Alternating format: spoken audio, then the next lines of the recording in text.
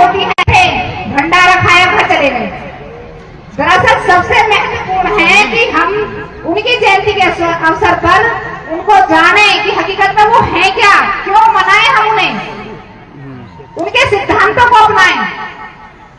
अब इनके देव नारायण यानी कि बहुत जानते होंगे, सत्यनारायण की कथा पढ़ी जाती है, सत्यनारायण की बृहस्पतिवार को कथा, पूर्णमासी को कथा पढ़ी जाती है। तो उन्हीं नारायण विष्णु का अवतार है देव नारायण भगवान, और उन्होंने भी अपने जीवन में बहुत चमत्कार किए हैं। तो हमें एक किताब छपवानी होगी उनके नाम की, कथा, देव नारायण कथा, और उसमें उनकी पूरी जीवनी होगा, पूरा जो उन्होंने चमत्कार किए हैं लोगों के जीवन में, उन सबको उसमें लिखा जाए और वो घर घर बांटी जाए। और देवनारायण भगवान को पूरे भारत में हर धर्म के अंदर इनको स्थापित करना है। भगवान है तो मंदिर में इनकी मूर्ति की भी स्थापना होनी चाहिए। तो आज हम यहाँ संकल्प लें कि हम ज्यादा से ज्यादा उनका प्रचार प्रसार करेंगे, उनको घर घर में स्थापित करेंगे। और मैं ममता भाटी गुजर आज यहाँ संकल्प लेके जाती हूँ कि आज तो मैं यहाँ आई हूँ मध्य प्रदेश में, अगले साल गौतम बुद्ध नगर में पूरी धूमधाम से देवनारायण जी की जयंती मनाई जाएगी, शोभा यात्रा निकाली जाएगी। और आप सबको मैं आज ही यहाँ से आमंत्रित करती हूँ कि अब हम आए हैं, आपको भी वहां आना है।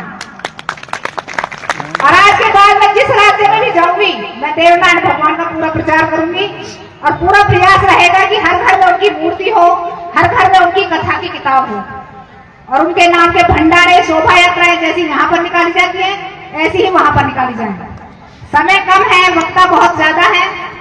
एक छोटा सा निवेदन और करना चाहूंगी कि गुर्जर समाज किसी भी रूप में कमजोर नहीं है, न संख्या बल में कमजोर है, न आर्थिक रूप से कमजोर है, न मानसिक रूप से और न शारीरिक रूप से, लेकिन फिर भी आप देखोगे तो हमसे दौड़ रहे दौड़ में कहीं शामिल नहीं है।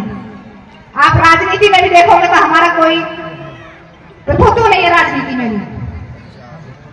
उसके लिए हमें एकजुट होना होगा। सबसे पहले हमें एकता के सूत्र में बंधना होगा, और जितनी भी कुरीतियां हैं, सारी कुरीतियां गुर्जर समाज में भरी हुई हैं।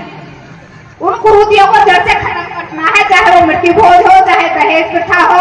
अब एक और कुरीति बहुत बड़े लेवल पर हो गई है, महिलाओं का रील बनाना, अश्लील रील बनाती है, जो कि गुर्जर समाज की सभ्यता संस्कृति का रात दिन चीरहरण हो रहा है, उस पर भी रोकथाम लगे।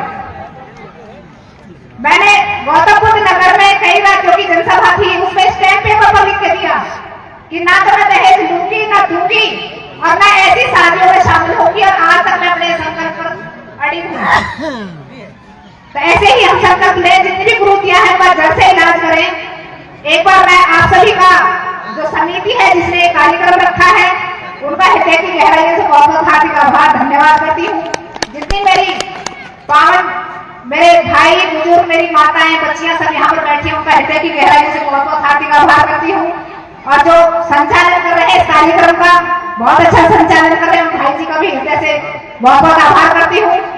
और एक बार फिर कोटि कोटि नमन करती हूँ देवनारायण भगवान के चरणों में। एक बार जोर से नारा लगा दीजिए, देवनारायण भगवान की, साधु माता की, चक्रवर्ती गुर्जर सम्राट की, और जितनी भी मेरी जनता बैठी इस जनता की भी जय। बहुत धैर्य के साथ बैठी है दिल से। जय हिंद, जय भारत, जय गुर्जर समाज, जय देवनारायण भगवान। बहुत बहुत धन्यवाद आदरणीय श्रीमती ममता जी भाटी का। अगले उद्बोधन के लिए मैं श्रीमान माननीय अजय लाल जी दांगी महोदय विधायक खिलचीपुर से निवेदन करूंगा कि आकर वो हमारा मार्गदर्शन करें। जोरदार तालियों से स्वागत करें विधायक जी का।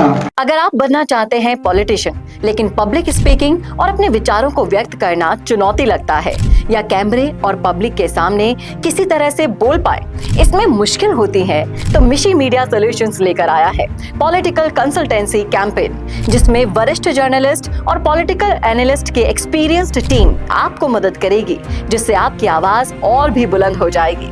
इसमें हम आपके गोल को पूरी तरह से टारगेट करेंगे कि किस तरह से आपको पार्टी पहचाने, आपको उस क्षेत्र के लिए चुने, कैसे सर्वेज में आपका नाम आए, कैसे लोगों के बीच में आपका माहौल बने। न सिर्फ कंसल्टेंसी हम आपको देंगे, बल्कि आपको सारे रास्ते दिखाएंगे और बताएंगे भी, जिससे आप भारत की राजनीति में अच्छे पॉलिटिशियन बनके समाज का सुधार कर सके। तो अभी कांटेक्ट कीजिए स्क्रीन पर दिए गए नंबर पर।